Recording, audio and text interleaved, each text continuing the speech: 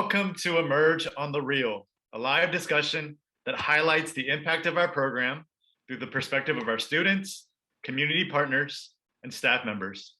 I'm Neil Kang, the Development Coordinator here at Emerge, and it is my honor to introduce our guest today, Emerge's very own Executive Director, Trisha Cornwell. Today, Trisha will reflect on how Emerge persisted through the pandemic to serve our students.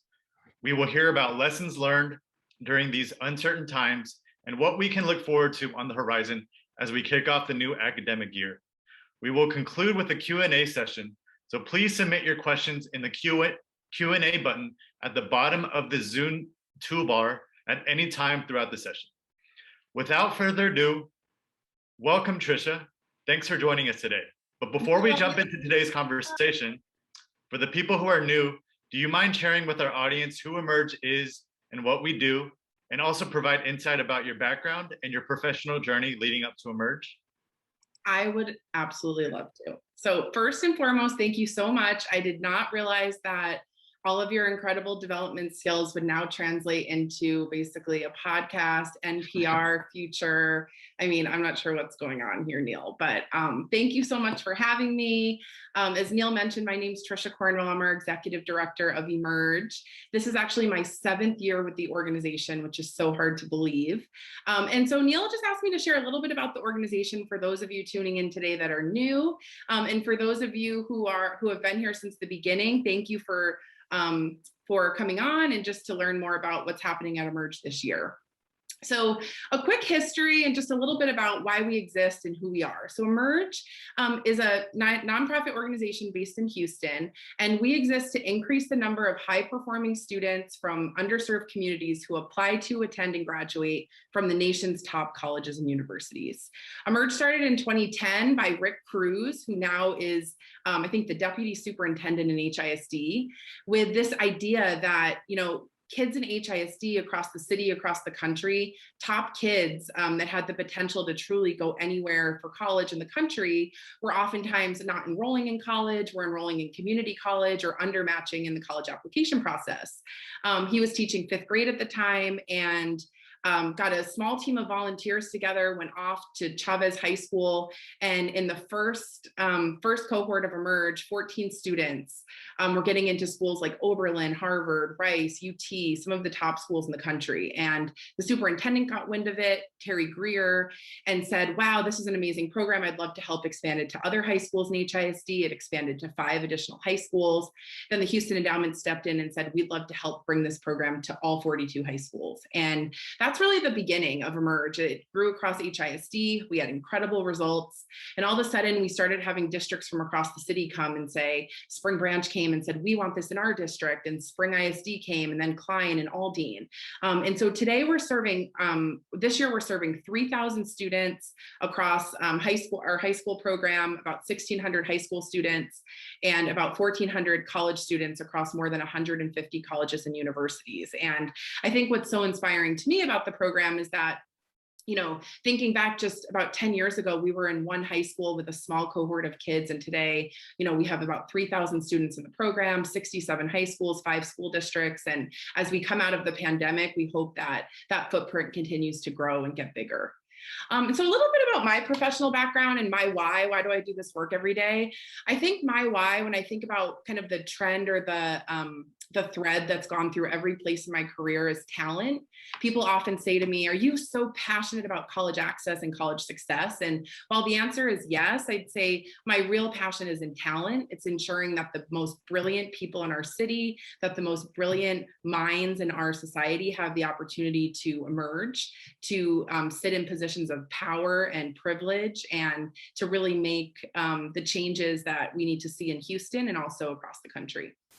I started my education, actually, Syracuse University. I was an advertising and policy studies major. And it's so interesting to me now, looking back, to see how those 2 majors actually continued in everything that I've done. On the policy side, the education policy side, I've always chosen careers and opportunities that really serve the community, that reach students who have incredible potential and need.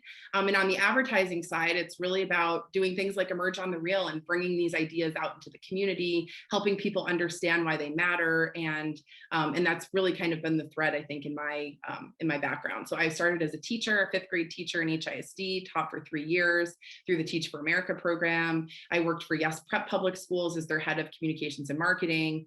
And I took the role in 2015 at Emerge. At the time, like I said, we're a really small team and we've really grown out across the city. And so, when I think about just how far we've come in the last 7 years, I'm so proud of the organization. But I think as we come out of the pandemic, I'm even more excited about what Emerge is going to do in Houston and one day beyond. Awesome. Well, so it's been about 1.5 years now, but we were hit with the pandemic. And now, having been in the pandemic for over 1 year now, how has Emerge adjusted to the challenges during such unprecedented times to persist for our students? So I would say the last 1.5 years has been, I think, undoubtedly the hardest time for Emerge since the beginning. We have had to completely change and rethink how we do things. When the pandemic started in March 2020, we had to transition a full after-school college access program completely online. So changing how we do our sessions, our tools, our resources.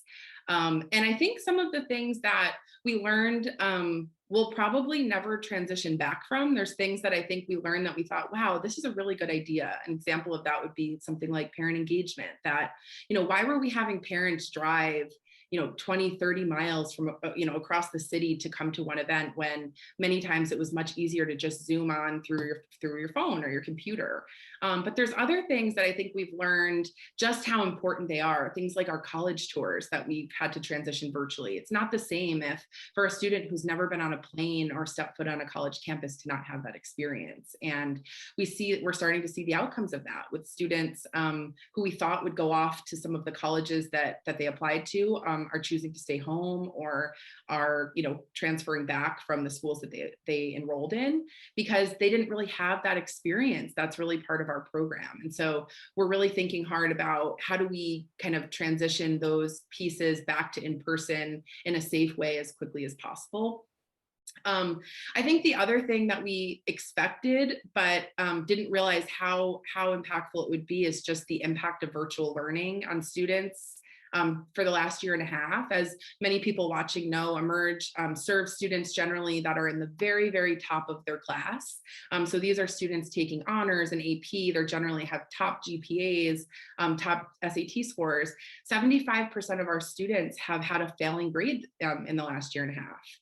And that's not something that we typically see. We don't know how colleges and universities will take that.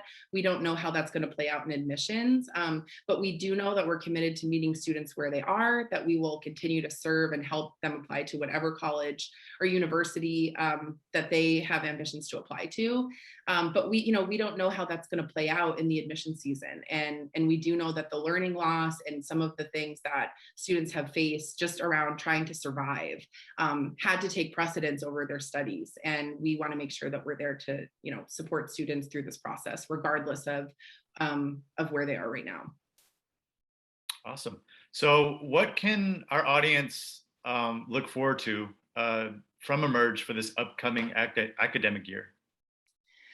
So I think what they can look forward to is Emerge is serving the largest class yet. So we are now serving about 3,000 students, which is so exciting. We are growing out in all the districts where we partner. We're so excited about that. We're seeing reaching students that we've never gotten to serve before. So that's, I think, one of the most exciting things to me. We're also really doubling down on just this idea of relationships sort of being like the currency around progress and resilience at this time. And so thinking about how important these relationships are in districts as districts transition and they try new things, that we are really hand in hand partnering with them to understand what they need from Emerge, how we can be, a great partner to a school district. I think at the college level, this year we secured 10 partnerships with 10 MOU partnerships, thanks to our new director of college partnerships. Go Jesse. And that's been really critical, just understanding how the college landscape is changing. As many of you know, many colleges have, almost all colleges now have switched to test optional admissions, meaning you don't have to submit your SAT score. So that means that other things may become more important, like the writing component, the interviewing component, the experiences component, and really understanding what people are looking for, what admissions are looking for, I think is going to be critical. What we knew before, we're not going back, we're only going forward. And so in many ways, I think we're all sort of relearning what this time looks like. So, and I think the last thing is just look for emerge students to continue to do really great big things. I talk to students often, and I had a student reach out to me last month asking me if I would write a recommendation for him to be a Rhodes Scholar. I've seen students that when I started, they were getting on a plane for the first time to go on a college tour, are now working at places like Deloitte and Accenture and Facebook and Emerge. And so I think just looking at our alumni population, by 2025, we'll hit over 1,000 people.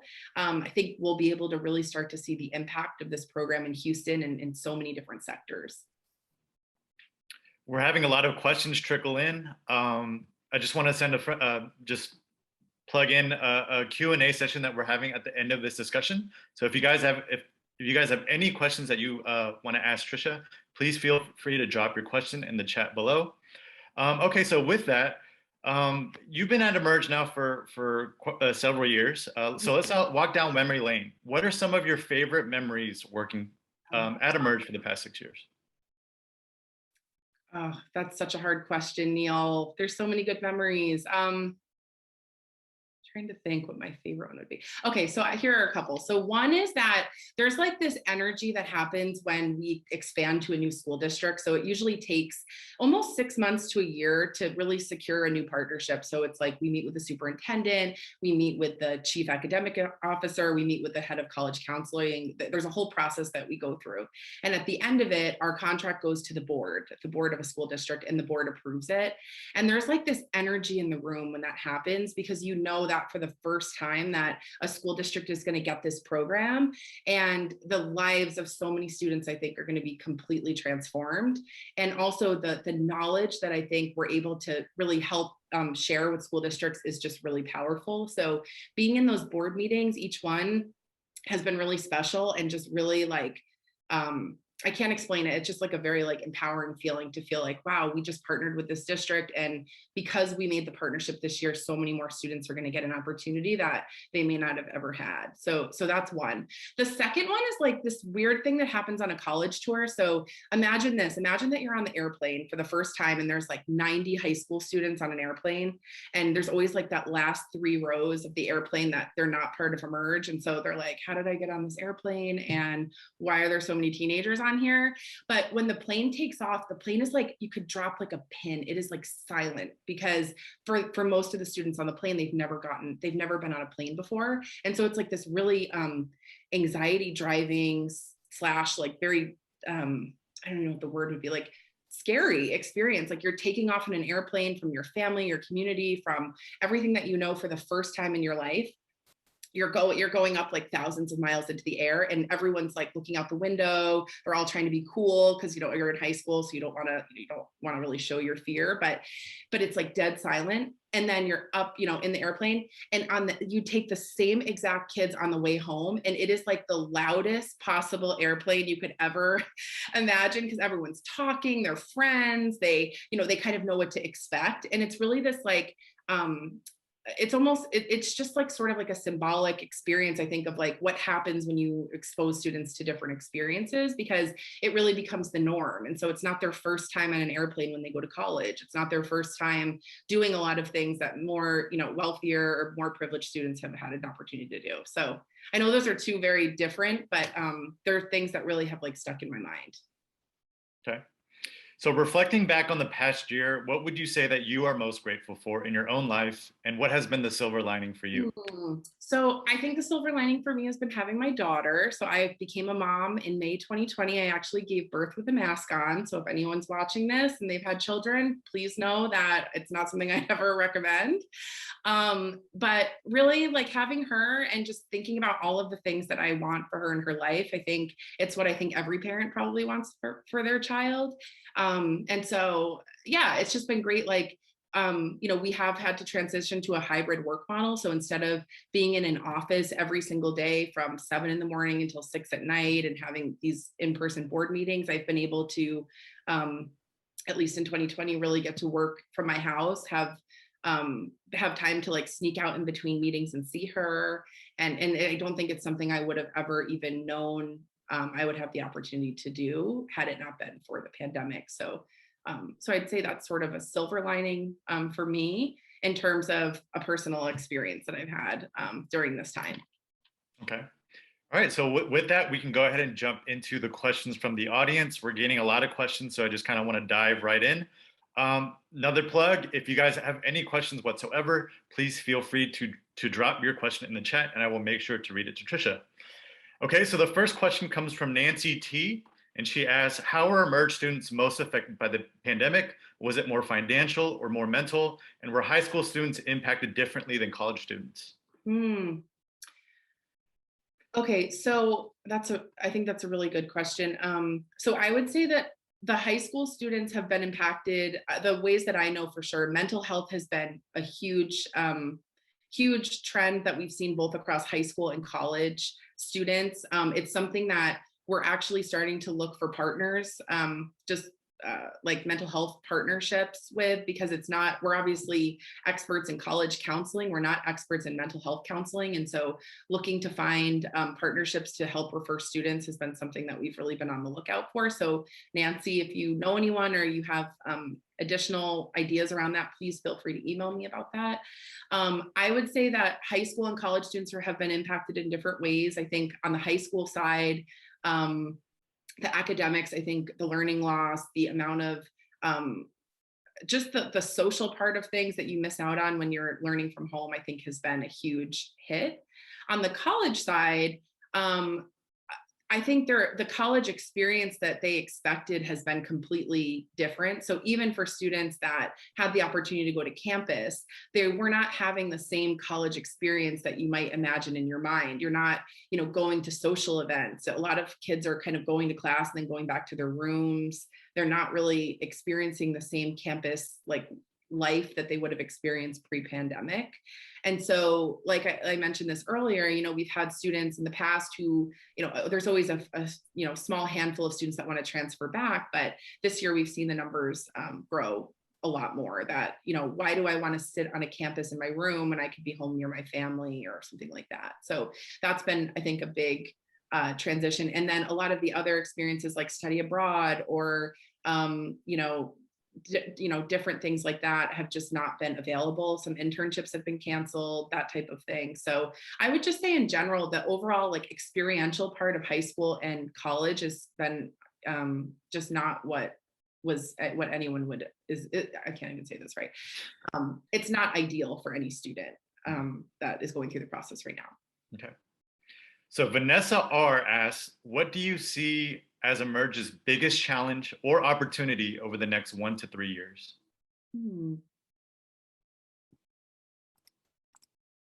I think one of our biggest challenges and opportunities is to understand college counseling in a new landscape. Like I mentioned earlier, we have students in our program that they've had challenges with getting top grades. If students are not able to get into some of the top colleges this time, if we're partnering with new types of colleges or new colleges in our pool, how do we think about those partnerships and how do we ensure that students are actually graduating on time? So really thinking about our college success support, what does that look like? How do we help students re-enroll or transfer back to colleges that maybe they decided not to apply to? So I think that's one. And then two, I think I think an opportunity is, given what I'm reading about all of the impact on first generation students from low income communities, they are hands down going to have the biggest impact, the biggest hit from this COVID pandemic. And so what are we doing? How are we thinking about our program? How are we thinking about additional interventions? How are we reaching out to funders in our space to think about, how do we get more students to, how do we serve more students, and how do we do things a little bit differently to help students get caught up? Okay. So Carla S asks, for those who were recently introduced to Emerge, what are some ways that we can help? Are there any volunteer opportunities within the organization? Yes. So I would say, so for helping, I would say, one, reach out to me. I always like to talk to people who have ideas. I think some of the most amazing things that we've been able to offer or provide to students have come from volunteers that have different ideas of ways that they could get involved. We have a mentor program. So it's a program where we pair students, seniors in high school, with community members to just help them get connected in the community. These mentors help students when they apply to college. They've helped them get internships. They've helped provide things for their dorm rooms, that sort of thing. That's one way that we plug people in. We also have a program called Career Roundtables. It's virtual right now, where we have volunteers in the community offered to host a virtual career roundtable where we ask students from across the country, at colleges across the country, to come, and they can learn about different careers and different opportunities that exist out there. It's been really popular. Probably a lot of people listening today maybe have been part of that, but it's definitely been something special, I think. And then last is that, we're always looking for new funding opportunities. So if you work for a corporation, or your corporation has a employee matching program or a volunteer program, we're always looking for things like that. We do rely on philanthropy as a way for us to grow. And as we come out of the pandemic, we are going to be looking again to start partnering with more districts in Houston and hopefully beyond at some point. And so those are always things that are very helpful for us. Okay. Moving on to the next question. I think we have time for a couple more questions. So if you guys have any questions, please feel free to submit them now. Albert asks, how many school districts does Emerge currently work alongside, and what is the selection process when partnering with districts? Oh, interesting. Good question. So we currently partner with 5 school districts in Houston: HISD, Spring Branch, Spring ISD, Klein ISD, and Aldine ISD. And generally we look for school districts that usually want to partner at the top level. So it's generally, we look at what the board and the superintendent have set for their priorities. We look to see that they have college readiness or college counseling as an area that they're really focusing and doubling down on. Because we do know that when we partner with the district, there's a lot of systems within districts that we have to build together. I'll give one quick example. Oftentimes when we partner with a new school district, the district won't have something called a school profile, which basically alerts colleges about the level of rigor in a high school. So it will show how many AP classes a high school offers, what's the average GPA, what's the average SAT score on that high school. If a student were to apply to a school like Rice or Harvard without a college profile, and they go to a high school where maybe the average SAT score is rather low, a student that is at the very top of the class could be looked over because their score may look lower than the pool, but in reality, in the context of their school, they're actually outperforming the average by a pretty large amount. And so making sure that colleges have that school profile so they can understand the context in which a school is coming from is really critical. So I use that as an example because without those types of systemic shifts, I think within school districts, it's really difficult for us to be able to do our work. And so, one is making sure that we have an alignment with the superintendent or a board that are excited about bringing selective college access to their school district. And then 2 is making sure that the school district serves predominantly students from low-income communities or first-generation college students, because our program is geared towards serving that population of students. And so making sure that there's enough students in that district that it makes sense to expand. Okay. So we have one last question from Timothy, and he asked, we've talked a lot about how Emerge is supporting its students. What does it take to be in your shoes? What are some lessons that you've learned over the years being in the executive director role? Timothy, thank you for asking that. Nobody ever asked about how I'm doing. I'm just kidding. I'm joking.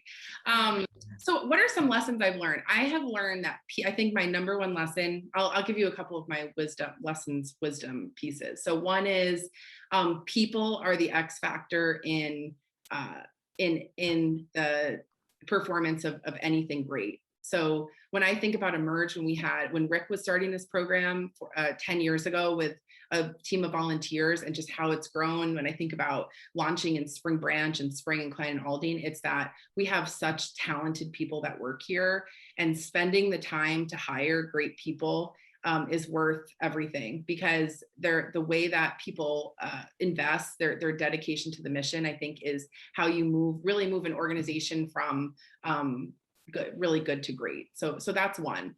Two is I just came up with this recently. Was saying this to my sister, is that the shortcut is always the longest way.